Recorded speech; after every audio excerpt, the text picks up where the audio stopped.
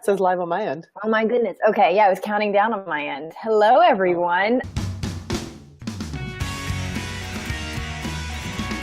We are talking about when do you need emotional help? And so we got onto this because I was having burnout. I genuinely was like, everything I was talking about was cancer, and I was feeling really anxious. And a bunch of people who I know had recurrences, and even on my own process of dealing with the no sex drive, post surgical menopause, long-term side effects. Actually, I can see I'm buffering on my side, so I'm trying I can to hear you. Okay, yeah, you can. Okay. Okay. Yeah, I can hear you. Mm-hmm. Okay, good. So new side effects that pop up post-cancer treatment, that this can happen where you're like, I thought I was doing great, and now one more thing kind of pushes you over the edge. Yep. So where sometimes we think that cancer recovery stops at the end of treatment. that is not the case. Ooh, nope. Cancer recovery does not always stop at the end of treatment. It does. I find for no one I've talked to has it stopped at the end of treatment. And so I called a therapist and started going to therapy on Monday. Awesome. And that was really scary to admit. It was really scary to admit in the group, in our Cancer Grad Facebook community quad, for me to be like, I'm in therapy, to admit on our Instagram group. I was like, I can't believe I'm going to admit that, like, I'm not strong enough. But I felt that I needed to let everybody else know that, like, I'm not doing great either. So let me jump in here. You just said something that I want to, as a touch on. You just said that you're not quote unquote strong enough. And there's still very much a stigma in our society, in our culture, that says that seeking help from someone is somehow considered weak. And I would say that's actually the polar opposite. I think it's incredibly strong and courageous to figure out when you need help, and to take those steps forward to get the help you need so that you can have a better quality of life. It doesn't mean you aren't strong. You're exactly right, Mary Leah. So vulnerability is strength. That is something first off. So that's the first thing I wanted to say is, if you need help, do not be afraid to ask for it, and do not be afraid to admit it. And if people judge you, that's their projection, not your own. Exactly. So anyway, I didn't mean to cut you off there. That is good that there is a stigma when it comes to mental health in this country. We can admit that we are having a cold or that we're feeling sick, but we can't admit that we are mentally having a hard time. It's just, and that is part of the reason that at Cancer Grad we are talking about this, to get rid of the stigma, to get rid of this idea that we are not strong enough, or that we should not admit that we are having a hard time. And so part of the reason that I went to therapy, I have notes I took. So how do you know when you need therapy? But part of the reason that I went was because I realized that my family and friends who didn't have cancer just didn't get this. Like, let us know in the comments, like, do your family and friends get what you've been through? Or what you're going through. Or what you're going through. And that can mean whether you're in treatment or you're post-cancer, whether you're a year out of cancer diagnosis or 20 years out of a diagnosis. Let us know if you have if you feel like if other people they get it. And then, what do you kind of think? No, I kind of approach it from my own perspective, that a lot of people, I can't expect them to get it. It's, it's kind of the same way. I'm not a parent. I can imagine what parenthood is like. Actually, I was going to say that I'm not a parent, but I can sympathize with parents when they have experiences but I haven't experienced it. And it's exactly like Laura said. They don't know until they experience it. I have the idea of what I know what parenthood can be like, but I don't actually know what that is. Yeah. And a parent will snap at you if you dare be like, well, you should do this with your kid. Yeah. It's like, excuse me? You're not a parent. Yet they can say that, but as cancer patients, everyone wants to tell us how we should feel or get over this. Like, why aren't you over it yet? It's like, or what we should eat or what we... Yeah. There's so many parts. It's like, you don't know until you're in it. Exactly what Laura said. So, and then the other part of this was sometimes you don't want to put all this on your cancer, comrades. Like, I don't want to always, be dumping my shit on the Nora and be like, I'm having this thing again. And yeah, Kelly's saying I'm getting Hey, Kelly, I just want to give you a quick heads up. No parent actually knows what the hell they're doing. We're all going through life. Whether you're a parent, we don't know what we're doing in life. We're all got imposter syndrome, and we all are winging it like the giant jazz dances. It's all improv. Yes. But so sometimes you just don't want to put all this on your cancer buddies, especially if some of the thoughts are really dark. So I was having some really dark thoughts, and I'm just like, I don't want to put that on it might be a trigger for one, if, for your cancer buddy, like it might be a trigger. Not everyone has processed every stage of this. So if you're saying I kind of wish I had cancer again because life was easier. That was my really dark thought. So I'm like, I need to go to therapy because I don't want to put this on Nora. So that's part of the reason where I was like, I need therapy. Now, I was about to say what you were just real. I'm not currently in therapy, but when I was going through chemo, I decided, I was like, oh my gosh, I need to see a therapist. And part of it was exactly what you said. My husband was already in a position where he was surrounded by my diagnosis, and he had his own anxiety around it. He's incredible. And he was a rock during the whole situation, but I can't expect him to carry the load that I was also carrying on top of the one he was carrying. I didn't want to put that on him. And it's exactly like you said, even though he's not a cancer comrade, I mean, he is an auditor, but I didn't think it was fair to him. And the irony of that is I'm often thinking about other people before I think about myself, which is one of my not so great. Yeah, it's not good in self-care. So the catalyst for me to seek out a therapist when I was going through chemo was to protect my husband. Mm-hmm. But it was a fantastic decision because it really helped me through the process and helped me kind of get through the stuff that I was dealing with. So yeah.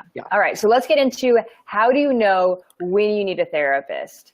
And there are 4 questions to consider that we actually were given by Elizabeth Sherwood. You can go to elizabethsherwood.com. She's amazing. She's a nurse, does consulting in the oncology business, has done healing stuff. She's just she's in Mexico, and she has been cool. Incredible support system for us of really helping us have genuine information for y'all. So we're not just pulling stuff out of our butts. I feel like that sometimes.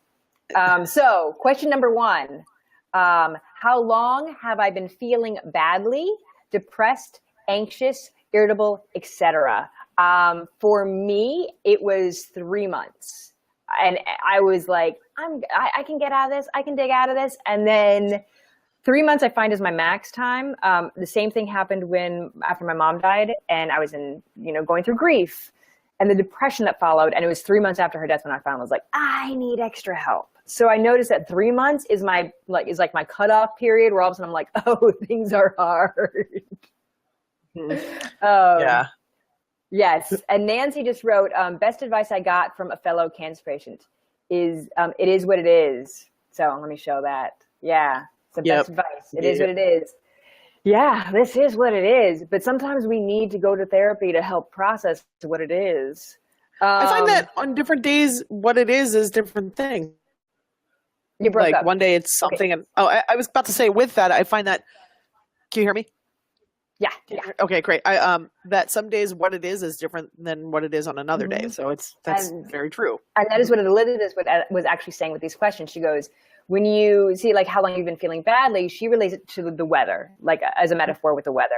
You have a weather pattern where some days it might be rainy, some days it might be sunny. That's one thing. That's just emotion. That's what happens. But if it is a nonstop winter, if winter is coming, it won't leave.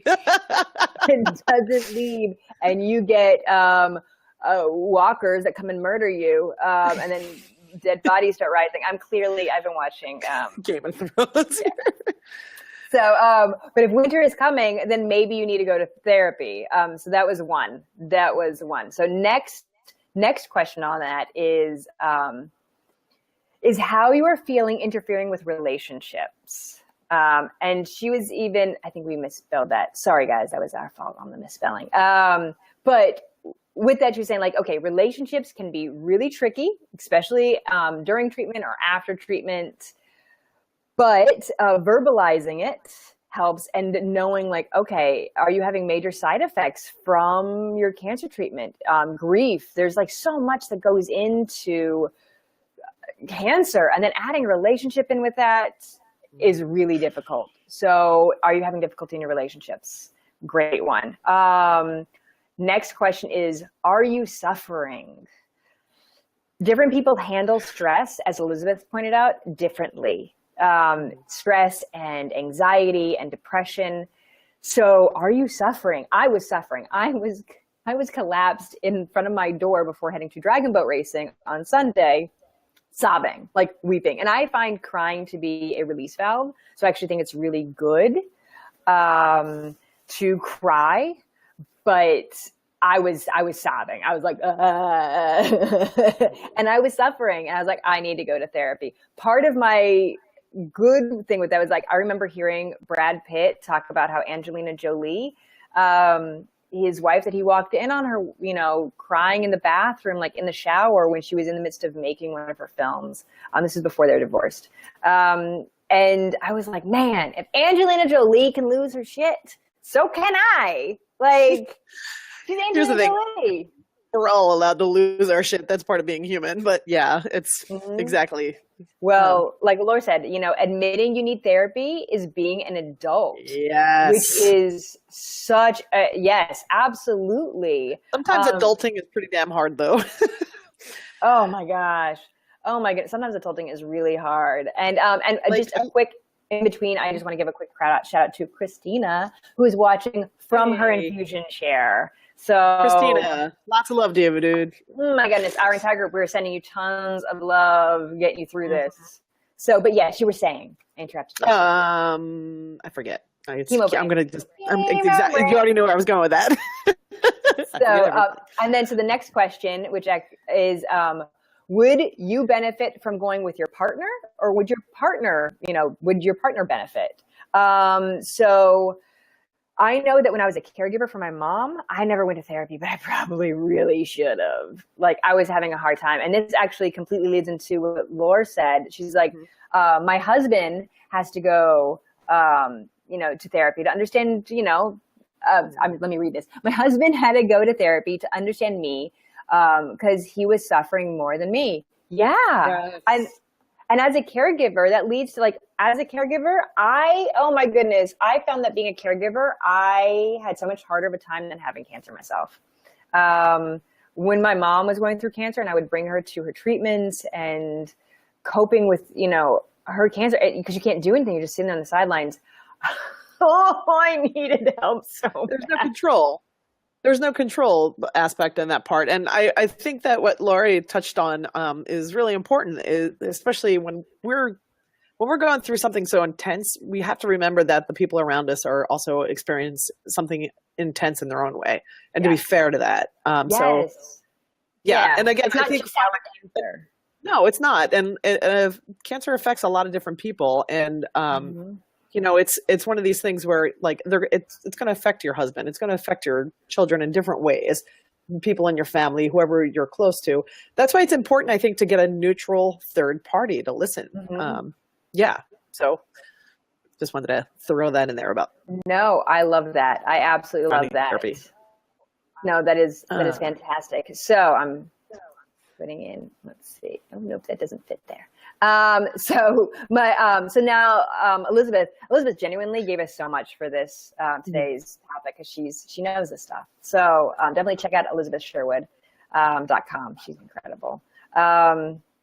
Yes, but as so hey Georgia, good to see you. And as Laura said, your whole family is an ecosystem. And I remember my mom, when she was going through cancer, my mom did go to therapy in the midst of her cancer, and she related back to us that they said it was like cancer was like a sun getting off orbit, and either the planets around it are going to come in tighter to help stabilize, or they're going to all scatter.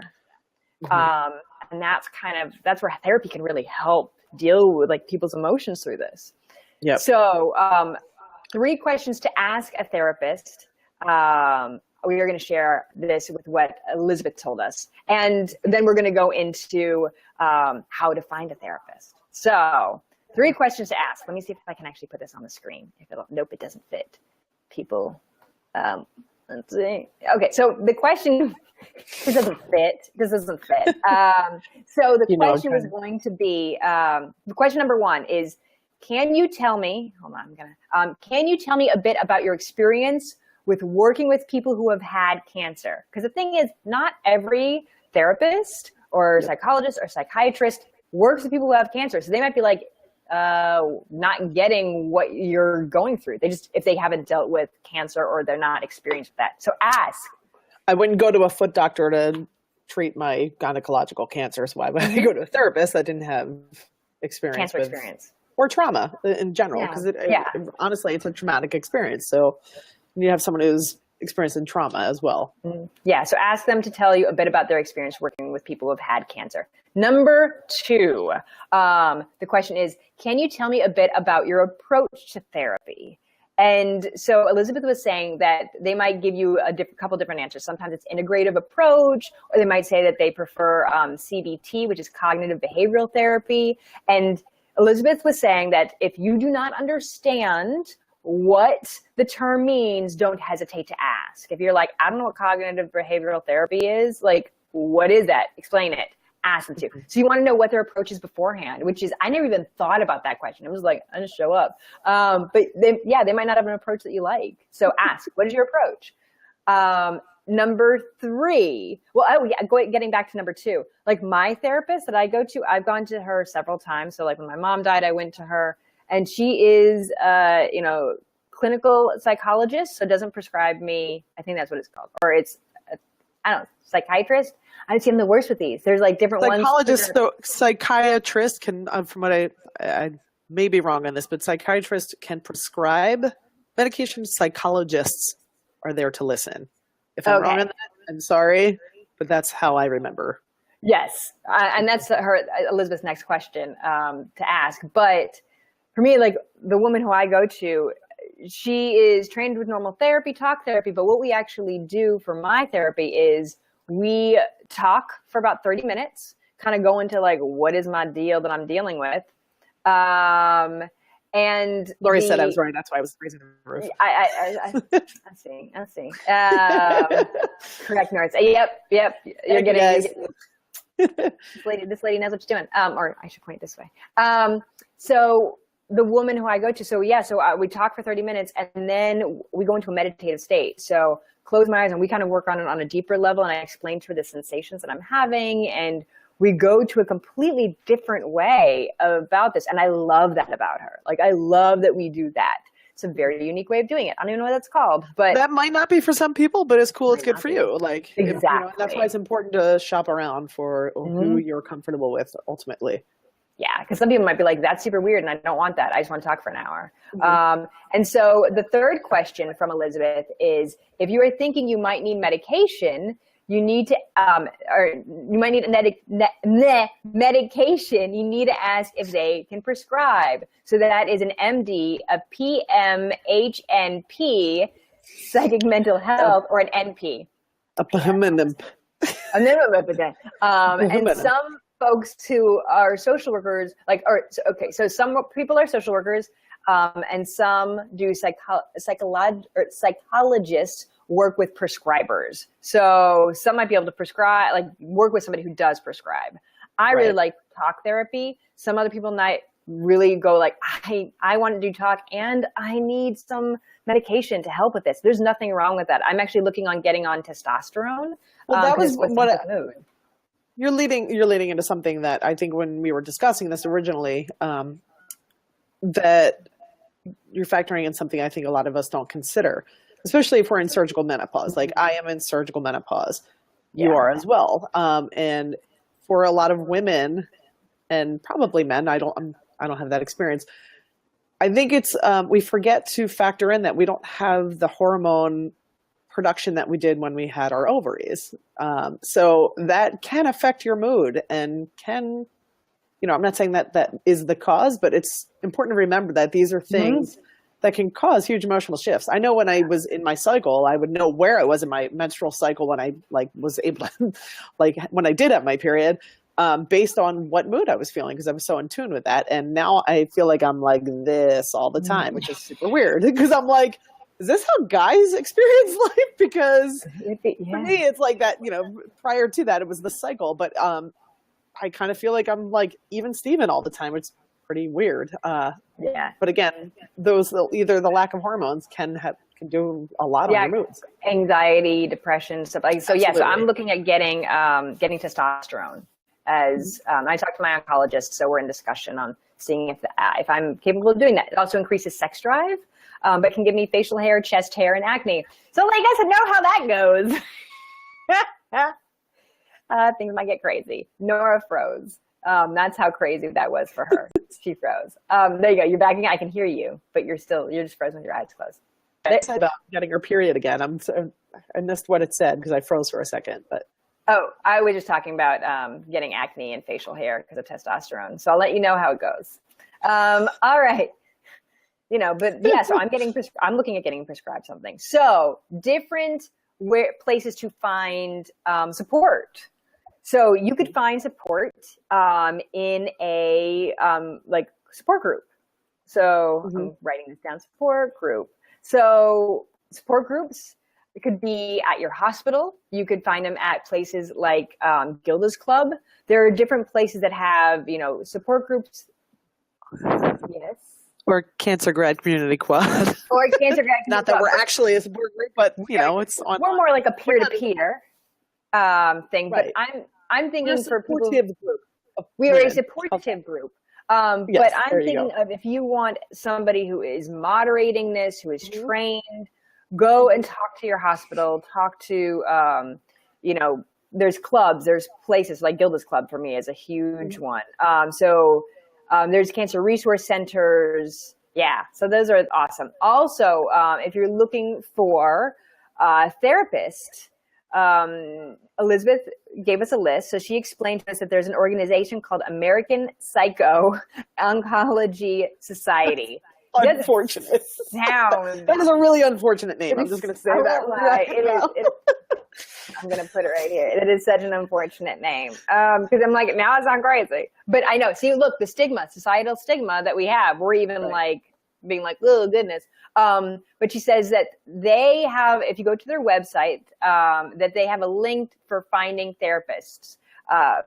And she said, but also, you could talk to the people who are in your support group. If you are going to one, ask them if they're going to anybody and who they recommend. And she was saying that not everyone who is a therapist who specializes in cancer is, part of this American Psycho-Oncology Society. So, but it's a good place to start if you're looking. Also, Cancer Care out of New York. She said that if you go to their website, they have an 800 number with free therapy and support services. So that is a great place if you're like, I can call this 800 number. So that's Cancer Care. So you can go to their website and talk to a therapist with their 800 number. That's awesome. Which was wonderful. She also was explaining that there's a difference between a therapist and there's also people called cancer coaches, which are another option. And they are, the coaches are not counselors, but some of them might have counseling experience. And their job is to help you, in working your way out of this, moving in a direction that you want to go, helping you set goals. So they're like personal coaches. To those goals too, probably. Yes. Exactly. Holding you accountable to those goals. That's exactly what she wrote. It's like, are you reading this too? No, I'm not. I'm actually. It's funny. That's exactly what she wrote. And she said then they could have a whole range, including like mood issues, moving towards physical wellness, nutrition, exercise, self-exploration, mindfulness. So they have, so you might want a cancer coach. We're actually going to see if we can get one to interview during this month. So we'll try to get back to you guys on like, what is a cancer coach? I just heard about them. I genuinely heard about it yesterday. I was like, what is a cancer coach? That's a thing. So we will get into that. We'll try to get you guys those resources. So yeah, so tons of options for us. And not to mention for me, my support group was Instagram. Straight up, I didn't go to any group support, but for me, Instagram was a huge support. I would because then I didn't have to go and leave my house in the middle of the night. I ended up talking to women who were in Australia. My friend Monica in Australia going through the same time I am. I can say she's a friend because we met through this, had the same diagnosis, and we were able to go on this journey together. I had my friend Melissa in New York. I mean, there were so many of these women who I was in this with, and that helped me. But I could check in with it when I wanted. If I was in the middle of the night having a hard time, I could go and log on. If I didn't know why my nose was bleeding, I could post a photo and they would tell me. And that was a huge, huge benefit of the social aspect of this. Like Instagram was a huge support. And that's also where if you go onto our Instagram page, Cancer Grad on Instagram, there's a support of other people who are going through this, which is well, I think you're also touching on why you broke up. You're breaking up. We started this. Good? Am I still here?